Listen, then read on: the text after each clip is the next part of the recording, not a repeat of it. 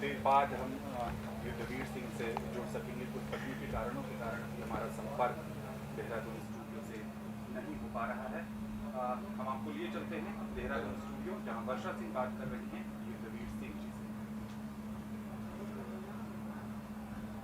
से। शाही स्नान चल रहा है। सभी अखाड़े क्रमवार तरीके से हरिद्वार में हर की पैड़ी ब्रह्म कुंड पर स्नान कर रहे हैं। हमारे साथ देहरादून स्टूडियो में मौजूद हैं राष्ट्रीय स्वयं सेवक संघ के प्रांत प्रचारक युद्धवीर सिंह जी। आपका बहुत बहुत स्वागत है हमारे देहरादून स्टूडियो में। और आपकी संस्था राष्ट्रीय स्वयं सेवक संघ भी कुंभ में जो व्यवस्थाएं हैं उसको बनाने में पुलिस प्रशासन की पूरी मदद कर रही है। किस तरह से आप लोग प्रशासन को व्यवस्थाओं को बनाने में मदद दे रहे हैं? धन्यवाद वर्षा जी, आपने अच्छा प्रश्न पूछा। राष्ट्रीय स्वयंसेवक संघ का काम व्यक्ति निर्माण का है और राष्ट्रीय स्वयंसेवक संघ स्वयं बनाता है। वो स्वयंसेवक के कोई भी काम आता है समाज का, देश का, वो सब काम करने के लिए आगे रहते हैं जी। तो वहाँ के जो संजय गुंजाल जी हैं, आईजी हैं, तो उन्होंने कहा था कि कुछ स्वयंसेवक पुलिस प्रशासन के साथ कुछ यातायात व्यवस्था में देंगे तो अच्छा रहेगा जी। फिर उन्होंने पत्र लिख के भी दिया। फिर अगर वो उन्होंने कहा तो संघ तो जहाँ भी आपदा आई, कुछ भी आया, हमेशा काम करता है जी। और हरिद्वार कुंभ में भी बड़ी संख्या में श्रद्धालु जुटे। हरिद्वार कुंभ में तो ये तो अच्छा और अच्छा है।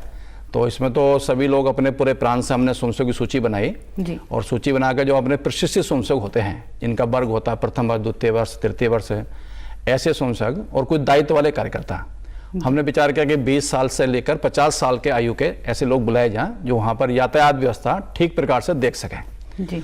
तो जब प्रशासन से बात हुई वहाँ पर तो उन्होंने 46 पॉइंट हमको दिए।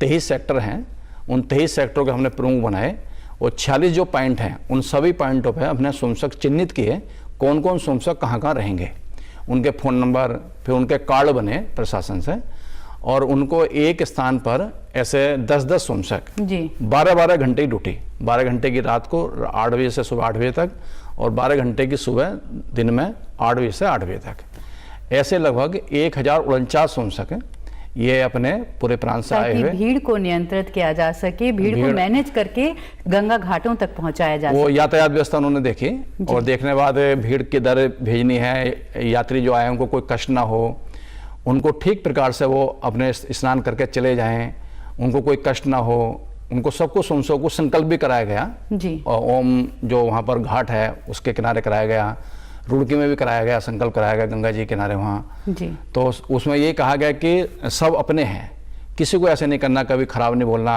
व्यवहार दुर्व्यवहार नहीं करना, सबके साथ प्रेम से बात करना, ये सबको स्वयंसेवक को बताया क्योंकि कई बार बहुत ही लोग जो बाहर से आते हैं उनको रास्तों का पता नहीं होता है, रूट का पता नहीं होता है, तो लोगों में भी कंफ्यूजन होता है, तो उस बीच काम करना थोड़ा मुश्किल भी आता है, उसको भी झेलना पड़ता है। कंफ्यूजन भी होता है, दूसरा क्या होता है गुस्सा भी आता है जी। क्योंकि धूप होती है, भीड़ होती है, बिल्कुल। तो उसको कैसे शांत रह के हम ठीक से कर सकें, बूढ़ी माताओं को कैसे ठीक भेज सकते हैं स्नान करने के लिए, ऐसी व्यवस्था भी सब स्वयंसेवक बताई।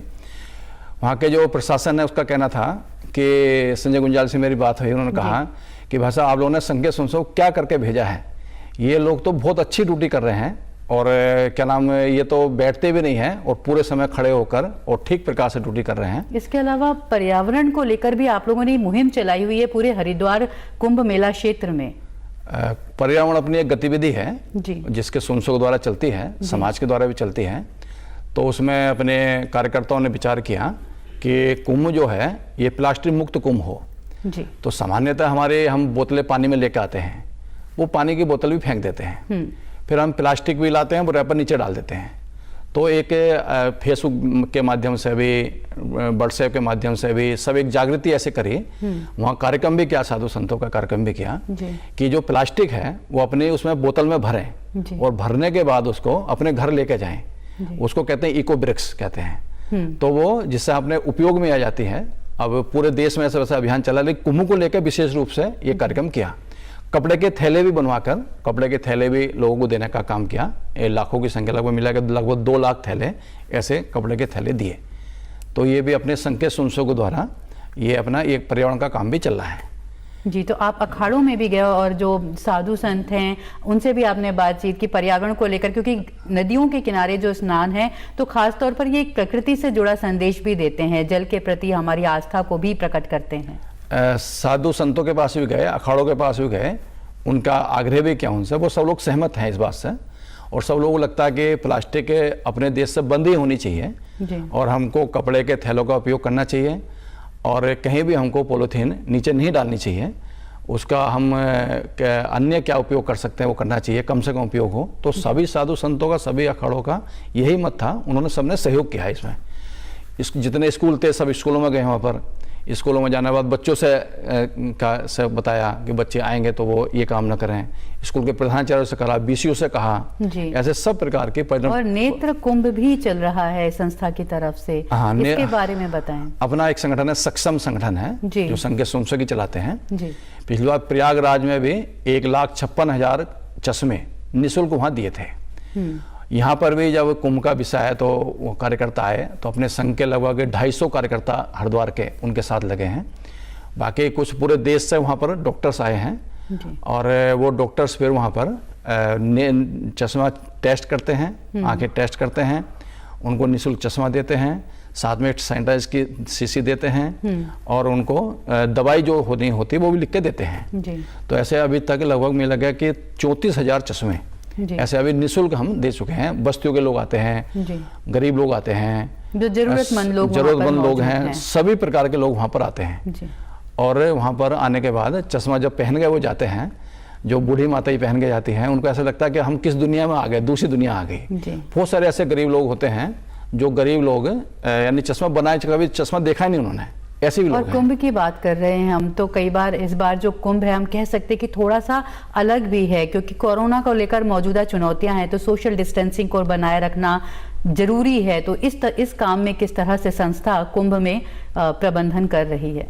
उसके लिए हमने जो अपने स्वयंसेवकों की व्यवस्था की है, वो रुकने की व्यवस्था अपने 2 सेक्टरों में की है। BHL सेक्टर 2 अपने सरस्वती विद्या मंदिर और मायापुर इसमें की है।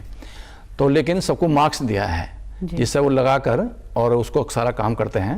वहाँ भी जब भीड़ होती है कोशिश करते हैं, क्योंकि जब भीड़ आती है तो उसको बचाना कठिन काम होता है, लेकिन उसको फिर भी कोशिश करते हैं कि थोड़ा सा अंतर से चलें, लेकिन खुद को भी बचाते हुए वो भी बच कर चलें। ऐसा प्रयास किया है, जागृति का भी प्रयास किया है ऐसा। तो जितना कर सकते तो भीड़ के रोकने के लिए उतना काम वो किया है जी। और भीड़ का प्रबंधन, क्योंकि कई बार क्या होता है मेला क्षेत्र में लोग एक जगह से बिछड़ जाते हैं, कई बार खो जाते हैं, अपनों को ढूंढते हैं, तो अनाउंसमेंट के जरिए भी इस तरह की व्यवस्था की गई है वहां पर, ताकि लोग जो हैं किसी भी तरह की जो परिस्थिति है जो अच्छी ना हो से बच सकें। तो इस तरह के कार्यों में भी सहयोग कर रहे हैं आप लोग अपने स्वयंसेवक वहाँ, क्योंकि 46 जो पॉइंट बने हैं जी ऊपर, उसके ऊपर सेक्टर बनाए हैं, उसके ऊपर भी देखने की व्यवस्था है। तो कोई ऐसा होता है तो वो तुरंत उसको सूचना करते हैं, और भी कोई ऐसी घटना होती है, कोई दुर्घटना होती है, उसमें भी अपने स्वयंसेवक सहायता करते हैं। जैसे अभी 3 दिन पहले ही रेलवे स्टेशन के सामने किसी का बटुआ गिरा मिला जी। उसमें 11,500 रुपये थे। तो अपने स्वयंसेवक ने उसको देखकर वहाँ के पुलिस प्रशासन को दिए, फिर उस व्यक्ति को देखकर, किसका नाम देखकर, उसमें फ़ोन नंबर था, उसको बुलाकर उसको पैसे दिए। अभी आज ही हरिद्वार में एक अखाड़े में उधर कनखल के साइड में आग लग गई जी। तो अपने स्वयंसेवक वहाँ पर जो रात की ड्यूटी में थे, तो अभी भी वहाँ जाकर उसको आग बुझाने का काम किया पूरा, और जब तक वो नहीं शांत हुई तब तक स्वयंसेवक वहाँ से नहीं आए। तो ऐसी घटना, दुर्घटना कोई ऐसी होती है, उसमें भी क्योंकि उनके अंदर संवेदना रहती है, उनके मन में भावना रहती है कि हमें समाज के लिए, देश के लिए कुछ करना है, तो वो कोई भी काम आता है, केवल यातायात व्यवस्था नहीं, वो कोई भी काम उस समय आता है तो स्वयंसेवक बढ़ चढ़ के वहाँ पर काम करते हैं जी। और लाखों की जब भीड़ जुटी है, क्योंकि अभी जो 12 अप्रैल को स्नान हुआ है, 30 लाख से अधिक लोग जुटे थे, तो इस समय भी आज का स्नान महत्वपूर्ण स्नान है और लाखों की संख्या में लोग जुटे हैं। तो बहुत जरूरी है कि सभी लोग, आम जनता भी अपनी तरह से, जो हरिद्वार के लोग हैं वो भी अपना सहयोग दे, जो दूसरे जगहों से, राज्यों से, देश दुनिया से आए लोग हैं वो भी अपना सहयोग दे। तो सबके सहयोग के साथ मिलकर ही इस कुंभ को हम बेहतर बना सकते हैं। हाँ, सबका सहयोग होता है, सबका मन होता है, तभी कोई चीज बेहतर बनती है जी। कोई भी सोचे शासन प्रशासन के द्वारा केवल बेहतर बन सकती है, ऐसा संभव नहीं होता है। तो सभी का मन ये होता है हमें अच्छा करना है, और तो अच्छा करने का मन होता है तब चीज अच्छी होती है। तो ये एक जागृति का काम अपने संघ के लोग करते हैं, स्वयंसेवक करते हैं कि भाई ऐसे कोई बात ना हो वहाँ पर जो शासन प्रशासन को दिक्कत आए, तो वो भी सारा काम अपने स्वयंसेवक करते हैं और बड़ी सावधानी से सबको प्रेम से, स्नेह से, किसी प्रकार का कोई द्वेष भावना किसी प्रकार न रखते हुए सभी का सहयोग अपने स्वयं से करते हैं। जी, बहुत बहुत शुक्रिया, आप हमारे स्टूडियो में आए और कुंभ की व्यवस्थाओं को बनाने में आपकी संस्था जो योगदान दे रही है। ठीक है वर्षा जी, धन्यवाद। तो ये थे हमारे साथ युद्धवीर सिंह जी, राष्ट्रीय स्वयंसेवक संघ के प्रांत प्रचारक। कुंभ की व्यवस्थाओं को बनाने में आरएसएस के लोग भी पुलिस प्रशासन के साथ जुटे हुए हैं ताकि कुंभ, आस्था का कुंभ अच्छी तरह बेहतर व्यवस्था के साथ निपटे और यहाँ आए लोग एक बेहतर अनुभव लेकर अपने घरों को वापस लौटें। नमस्कार। नमस्कार वर्षा जी, प्रणाम।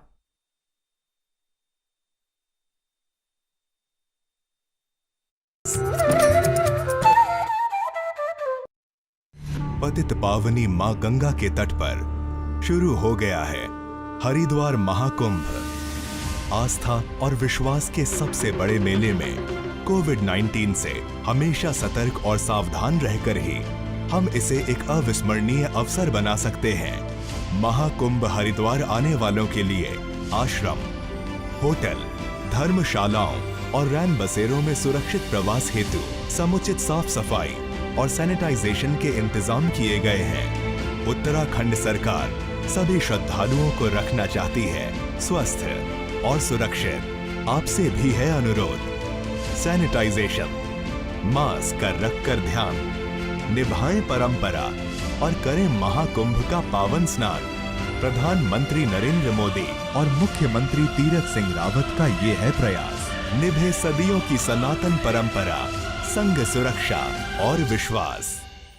आज पूरा विश्व कोविड-19 की लहर का सामना कर रहा है और इस लड़ाई में बचाव तथा सावधानी ही मुख्य हथियार है। कोरोना से बचने के लिए घर से बाहर निकलते समय चेहरे पर मास्क जरूरी है। समय समय पर हाथों को अच्छी तरह से धोएं। हमेशा 2 गज की दूरी का ध्यान रखें। उत्तराखंड सरकार आपकी सुरक्षा और सुखद स्वास्थ्य के लिए प्रतिबद्ध है। अपनी बारी आने पर कोविड-19 का टीका जरूर लगवाएं। ये पूरी तरह से सुरक्षित है। दवाई भी, कड़ाई भी। यही संकल्प हमें कोरोना से जीतने में सहायक होगा। सूचना एवं लोक संपर्क विभाग द्वारा जनहित में जारी।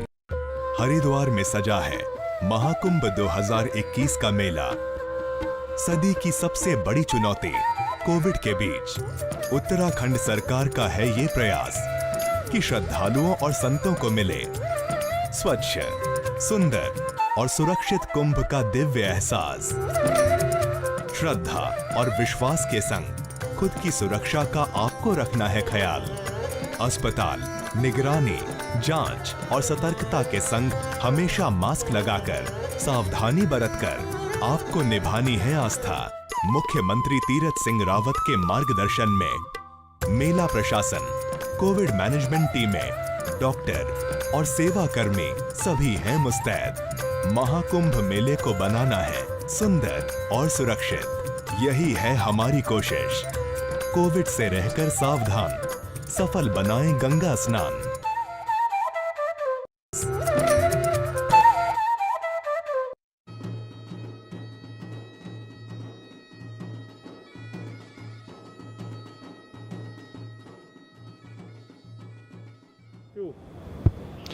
जहां हमें कुंभ में एक और सामाजिक सौहार्द, समरसता दिखाई देती है, तो वो सामाजिक सौहार्द और समरसता केवल हमारे देश के अंदर नहीं दिखाई देती है, बल्कि यहाँ दिखाई देती है विदेशियों के साथ भी, क्योंकि बहुत सारे विदेशी श्रद्धालु यहाँ आए हैं जो अपने मन में माँ गंगा के प्रति एक अजीब सी, एक अनजानी सी श्रद्धा लेकर आए हैं और यहाँ आके उन्होंने असल में वो महसूस की है। आइए जानते हैं, एक विदेशी श्रद्धालु हमारे साथ हैं। What's your name, ma'am? My name is Sandra Kepler. And from where you have arrived? I'm from Germany. How do you feel here? Look, it's amazing. It's my first time here in Haridwar and I feel really blessed to be here and really grateful. And it's been amazing to have this opportunity to take a dip here in the Royal Bath at the Mother Ganga at this special time at Kumbh Mela. And yeah, that's... Have you taken royal dip in River Manganga? Say that again? Have you taken royal dip? No, it's my first time. But I've taken dips at Rishikesh. So yeah. Have you taken here in Haridwar? Have you taken bath here?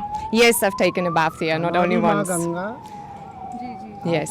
And where do you live? From Rishikesh. I live in Rishikesh. You are actually. staying I Rishikesh. stay, yeah. Since Okay, 1.5 years. 1.5 years. So just before the lockdown. What do you do there? Well, I'm a yoga teacher and I'm also a school teacher and yeah, so I teach online at the moment yoga. You're a yoga teacher. Okay, and how much time you devote to yoga in a day? Normally 3 to 4 hours a day. Like getting up in the morning, 4 o'clock, starting with meditation. What do you think? How yoga helps in our mental health, in our physical health? How it helps? It helps in many ways. It's just mentally, physically, emotionally, spiritually to grow and to become your inner self, to find your inner self and to actually become your true nature. So to, yes, just be inside and just try to shut your outside world like away. And you told that you are taking training of yoga regularly and you are teaching too. Then how do you manage the time? Well, I normally get up really early and I do my practice in the morning and 2 to 3 hours, and then I work and I just try to manage, organize it that way. And it's really good to stay in Rishikesh where everyone is involved in yoga and we are a good community there. And so your experience is very good. And what you have watched in Haridwar? What you have watched in Haridwar? What you have seen here? Around Rishikesh. I've been to like Rishikesh itself, then I went to Badrinath, Kedarnath, Gangotri, Yamunotri, to the 4 dams, and I've been tracking a lot in the mountains, in the Himalaya mountains, and now here Haridwar, Dehradun. So I've been around quite a lot, especially. Will you stay here? What's your further program? Well, we'll see. Probably we're going to Rudrinath, we're going more trekking, we will go back to the mountains and do more yoga in Rishikesh and just enjoy Mother Ganga. So that's all you need. So will you say Ma Ganga is very great? Yes, that's all you need. Mother Ganga, from the heart.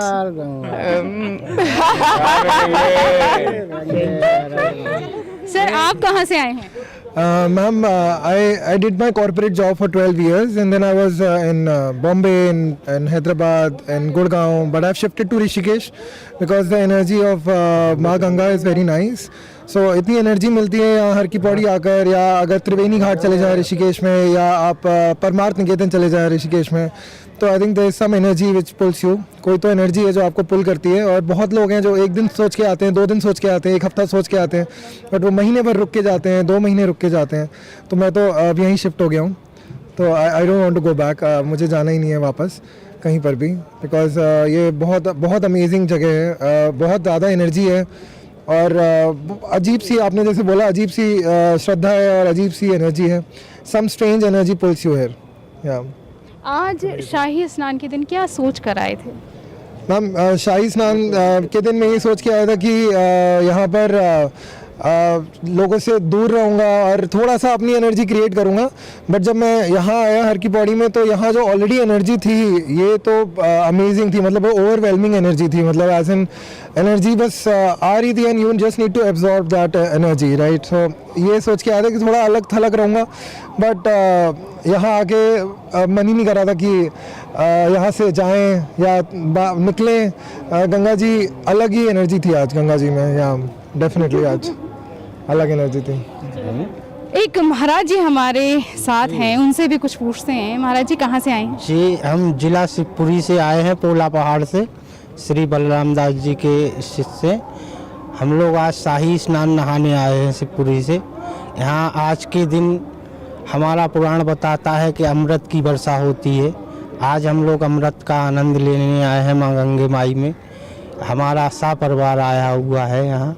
मैं सुदामा कुटी वृंदावन का बालक हूँ, शिष्य हूँ, और हाल में जिला शिवपुरी पोला पहाड़ हाल में रहता हूँ. इस समय वहाँ पर श्री बलराम दास जी महाराज जो है हमारे वहाँ के स्थानदारी महंत हुआ करते हैं. वहाँ जो सब लोगों को लेके यहाँ आए हुए हैं, बहुत सारे लोगों के साथ आए हैं. मेष संक्रांति है आज के दिन. जी, क्या विशेष महत्व है आज के दिन हम लोगों को इतना बड़ा महत्व है कि हम लोग महसूस करते हैं कि अमृत की वर्षा होती है आज के दिन. वो अमृत का आनंद लेने, महसूस करने आते हैं हम लोग, उसको प्राप्ति करते हैं, उसका आनंद लेते हैं. आज के दिन हम लोग जितना भी परिवार जो कुछ भी होता है, आज के दिन हम लोग उसको सबको माँ गंगे माई में अर्पण करके और आनंद लेते हैं, अमृत का आनंद लेते हैं. जी, एक महिला भी हमारे साथ हैं. मैम कहाँ से आई हैं? मैं तो चंडीगढ़ से आई हूँ और I am don't know English, I am speaking Hindi. Doesn't matter, doesn't Hindustan हूँ, मैं हिंदुस्तानी हूँ तो इंग्लिश हिंदी बोलूँगी, क्योंकि मैं पहले 7 तारीख को आई थी। उसके बाद मैं 7 को आई देहरादून में, 7 को और 8 को स्नान किया, 9 को और 9 को शाम को मैं चली गई। उसके बाद मुझे गंगा माई का ये हो कि इतना बड़ा कुंभ है और मैं उस दिन भी नहाऊंगी, और मेरी ऐसा गंगा माई ने सुना कि मैं 12 को फिर आ गई। ठीक है, 12 से लेके और आज तक मुझे उम्मीद इतनी थी कि मैंने ये तीनों स्नान तो करने ही करने हैं। ठीक है, और उसके बाद मुझे इतना आनंद मिला, मैं गंगा माई से ये कहती रही, सुबह मैंने 4 बजे आकर के स्नान कर लिया। ठीक है, और मैंने गंगा माई से ये बोला कि जब नागा लोग आएंगे तो मैंने वहाँ बीच में स्नान करना, हल्की पौड़ी में तो मुझे जाना ही जाना है जैसे भी हो। मगर मैं इतना दूर आई, चल के आई, मेरा ऐसा प्लान बनता गया। महामाई, मुझे आंसू भी आते कि महामाई ने मुझे इतना अच्छा मुझे चांस दिया कि मैंने इतनी डुबकी लगाई, 7-8 मिनट डुबकी लगाई। मम्मा अम्मा महामाई ने मुझे गले से लगाया, और मैं इतना, मैं कहती मेरे कितने, मेरा था जो मेरा जो सोचा था वो मेरी महामाई ने पूरा किया आज। और आज भी रहूँगी, सुबह स्नान करके जाऊँगी और मैं घर चली जाऊँगी। मुझे महामाई ने बहुत कुछ, मुझे इतना, जैसे जैसे मैंने बुलाया, माँ को बोला वैसे वैसे ही माँ मेरी मुझे बुलाती गई और मैं स्नान। तो हम देख सकते हैं कि यहाँ जो श्रद्धालु हैं उनकी भावनाएं किस कदर हैं, मतलब उनका अपार प्रेम है, अपार सौहार्द है, मतलब माँ के प्रति जो निष्ठा है ना, उसे हम नाप नहीं सकते। और मैं एक और भी बात करना चाहती हूँ, मुझे सिर्फ इतना दुख है यहाँ पे आके कि लोगों के पास इतना यहाँ पे पैसा है मगर कोई चाय का व्यवस्था नहीं है रास्ते में, ना कोई पानी का है ना कोई खाने का है। ये होना चाहिए कि सब लोग भूखे भी हैं, प्यासे भी हैं, वो रेंज यहाँ पे नहीं है। ये मैं सबसे यही कहूँगी कि मैं यही कहूँगी यहाँ के लोगों को या जो भी बड़े लोग हैं। जी, तो बहुत सारी व्यवस्थाएं हैं यहाँ पर और मुझे लगता है कि प्रशासन पूरी तरह मुस्तैद है और श्रद्धालु जो है वो बहुत ही निष्ठा के साथ यहाँ आ रहे हैं।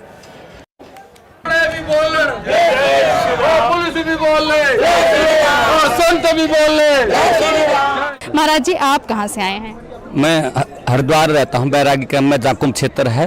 बहुत अच्छा जो है स्नान हो रहा है और प्रशासन ने भी बहुत अच्छी व्यवस्था की गई है। जो 12 साल के बाद में जो महाकुंभ आता है हरिद्वार में, बहुत अच्छी तरह संपन्न हो रहा है। और अब हमारे साथ दिगंबर अखाड़े के महामंडलेश्वर महाराज हैं। हम आपसे जानना चाहेंगे कि कैसा आपको कुंभ में आके लग रहा है और हम सबको, पूरी जनता को आप क्या आशीर्वाद देना चाहेंगे? देखिए, हम अखिल भारतीय सौराष्ट्र व्यक्त खालसा के श्रीमंत रामभूषण दास महामंडलेश्वर ताड़िया हनुमान गुलाबनगर सौराष्ट्र से आए हैं। दिगंबर अखाड़े के जो है हम महंत हैं और जो है शाही स्नान में एक साथ हम लोग स्नान करते हैं।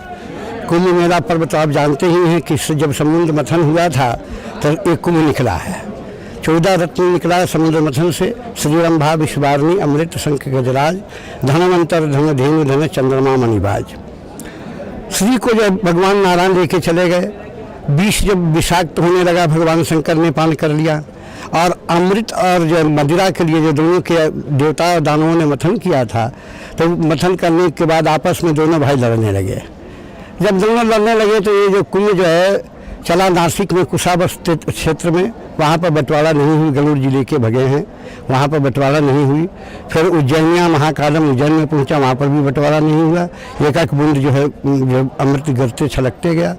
तीर्थराज प्रयाग में आए तो वहाँ पर बैठते भी कुंभ जो छलका और जो उठते भी थोड़ा छलक गया, इसलिए वहाँ अर्ध कुंभ और महाकुंभ दोनों लगता है, 6-6 साल पर लगता है।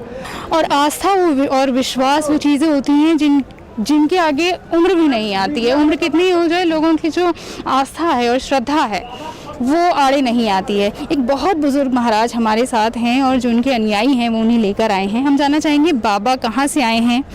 जी, माननीय महाराज जी, आजमगढ़ जो काशी और यह अयोध्या जो आत्मा है, परमात्मा का अंश है, आत्म मही राम राम मही आत्म जिन्नस गुरु विचारा, उस विचार के माननीय महाराज जी ने ये कुंभ के, क्योंकि कुंभ अब एज इनकी लास्ट स्टेज पर है, अब इसके बाद 12 वर्ष के बाद कुंभ लगेगा।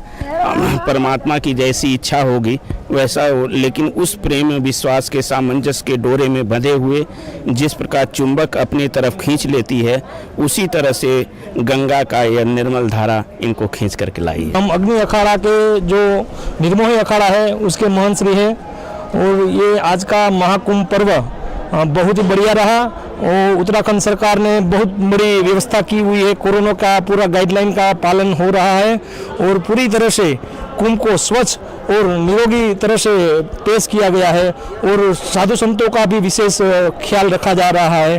हम साधु संत है ही, उसके साथ आम जनता के लिए भी स्नान की पूरी व्यवस्था की गई है और आम जनता भी उसका पूरा ध्यान रखते हुए अच्छी तरह से स्नान करते हुए और भक्तजनों पूरे प्यार से और आनंद के साथ विभूति होकर उसको पूरा पुण्य मिल रहा है।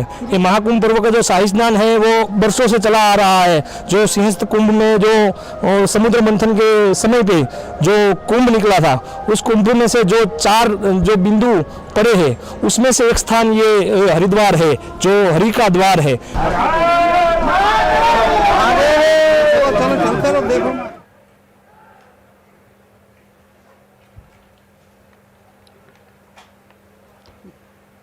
बैरागी वैष्णव बैरागी वैष्णवों का जो ये अखाड़ा है, बड़ा उदासीन अखाड़ा, उसके स्नान का क्रम चल रहा है। भिन्न रूप, भिन्न वेशभूषा, भिन्न पगड़ी, भिन्न माला और सबसे महत्वपूर्ण भिन्न तिलक चिन्ह, इनसे पहचान इन साधुओं की होती है। एक समय था जबकि वैष्णव पंथ शुद्ध सात्विक अहिंसक रूप में कार्य करता था। वैष्णव का अभी भी जो अवधारणा है वो वही है, लेकिन अब जब स्थिति आई, एक क्रम आया कि लगा कि धर्म की रक्षा के लिए धर्मो रक्षति रक्षिता, अगर धर्म का नाश हो रहा है, मंदिर टूट रहे हैं, ये हमारी जो परंपराएं हैं उनको तोड़ा जा रहा है, तो वैष्णव साधुओं ने भी अखाड़ा बनाया। और अखाड़ा का मतलब है कि युद्ध के लिए हम तैयार हैं। युद्ध किया उन्होंने, जो केवल आराधना में, उपासना में व्यस्त थे, उन्होंने युद्ध के लिए अपने को तैयार किया। और उसमें जो वैष्णवों में एक उपाधि है दास, दास का अर्थ ही है कि हमारे पास कुछ नहीं है। जिनके पास बहुत कुछ है या थोड़ा भी है, उनके पास मोह है, और जिसके पास मोह है वो युद्ध नहीं कर सकता। युद्ध के लिए बहुत आवश्यक ये देवता उनके, और इनके जो महत्वपूर्ण प्रमुख साधु हैं, उनकी मूर्ति भी साथ साथ, पताकाएं, ध्वज के रूप में, दंड, ये देखिए कि पंक्ति चल रही है एक विशेष अनुशासन के साथ। ये सब आ रहे हैं कनखल से, और कनखल का जो हिस्सा है वो कनखल की जो नीलधारा के पार नीलेश्वर पर्वत है, उसके बाद जो चंडी मंदिर और गौरीशंकर मंदिर क्षेत्र है, वो कभी प्रथम स्वाधीनता संग्राम के क्रांतिकारियों के छिपने का स्थान था। अब वो बहुत विस्तृत हो गया है और तमाम आश्रम वहाँ पर बन गए हैं। ये जो वैष्णव साधु हैं, उन्होंने प्रारंभ में जो पूरे देश भर में विस्तृत हैं, फैले हुए हैं। 2 तरह के 2 शाखाएं हैं उनकी, एक तो राम संप्रदाय के, राम शाखा के, और दूसरे कृष्ण शाखा के।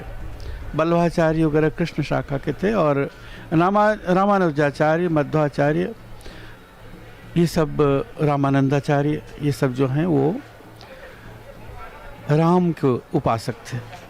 और इनको इसीलिए इनको जो है वो हनुमान जी, बजरंग बली की शक्ति को उन्होंने केंद्र में रखा, उनको महत्व दिया। तो बहुत से हनुमान के उपासक हैं, बिना उन हनुमान के राम तक पहुंच नहीं सकते। इनके जो प्रारंभ में ही अखाड़ा जब बना, तो उसमें 7 कर्तव्य उन्होंने अपने लिए निर्धारित किए, वो मैं बताना चाहूँगा। और पहला कर्तव्य ही उनका है मंदिरों मठों की रक्षा करना। ये उनका पहला कर्तव्य था। दूसरा है जो महत्वपूर्ण है और सामाजिक योगदान जो उनका रहा है इतिहास में, उसकी ओर संकेत करता है कि पर्वों पर बहु बेटियों की रक्षा करना। जो पर्व पर जो बहु बेटियाँ आती हैं घर से निकल करके, उनकी प्रतिष्ठा उनकी इज्जत को रखना, कि उसके लिए लड़ना, जान तक देना, ये उनके कर्तव्य में आता है इन वैष्णव अखाड़ों के।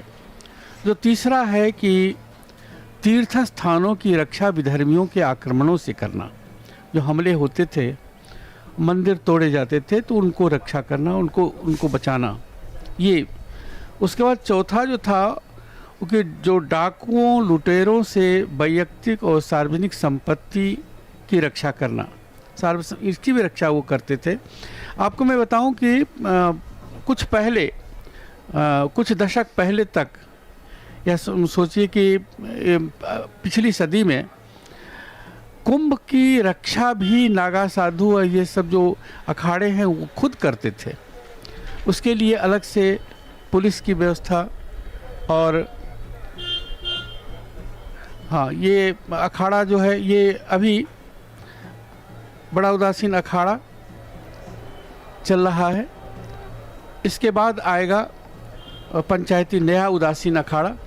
तो अभी बड़ा उदासीन अखाड़ा का जो जत्था आ रहा है उसको आप देख रहे हैं। ये उनका दंड, उनका अस्त्र, ये दंड उनका देखिए, शैव सन्यासियों का दंड अलग होता है, वैष्णव साधुओं का जो है दंड अलग होता है।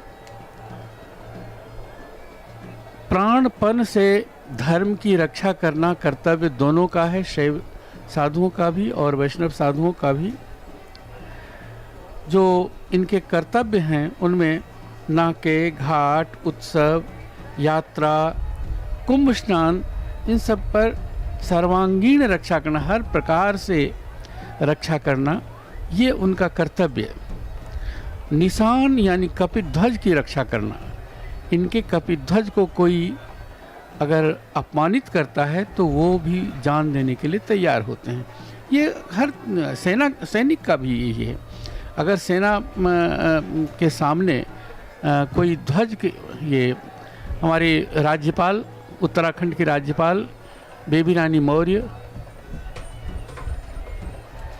गंगा जी में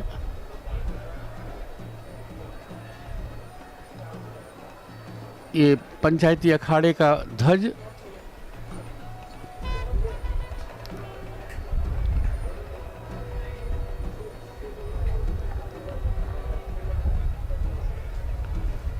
ये पताका, ये इस पर पुष्प वर्षा करेंगे।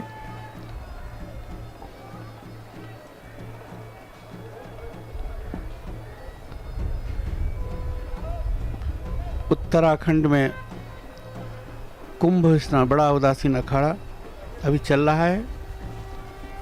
ये जत्था आ रहा है, विराट जत्था, दूर दूर तक आप देखेंगे। ये सामने जो है हाईवे है, एलिवेटेड हाईवे, जिसके कारण जो हरिद्वार, हर की पौड़ी और इसका जो यातायात है उससे कोई प्रभावित नहीं होता। वो बाहरी जो कि बाहर जाना चाहते हैं, बाहर से आते हैं, देहरादून की तरफ से दिल्ली की तरफ जाना चाह रहे, या और भी रास्ते हैं जहाँ वो जाना चाहें तो वो हाईवे से जाते हैं। ये आ गए स्नान करने के लिए। बहुत सबका अपना अपना क्रम, अपना अपनी विधि। स्नान सबसे पहले देवता का, और उसके बाद ये सोने की मूर्ति अभी आ रहे हैं सब। इधर दाईं तरफ जिधर आरती होती है उधर की ओर ही स्नान का विधान है, उधर ही स्नान की व्यवस्था है। इसीलिए आपको सामने जहाँ पर कि सामान्यतः तीर्थयात्री आते हैं और भीड़ रहती है उसको खाली कराया गया है ताकि कहीं कोई व्यवधान न आए। पूरा यहाँ से लेकर के कनतखल तक सब देवताओं का स्नान का क्रम चल रहा है।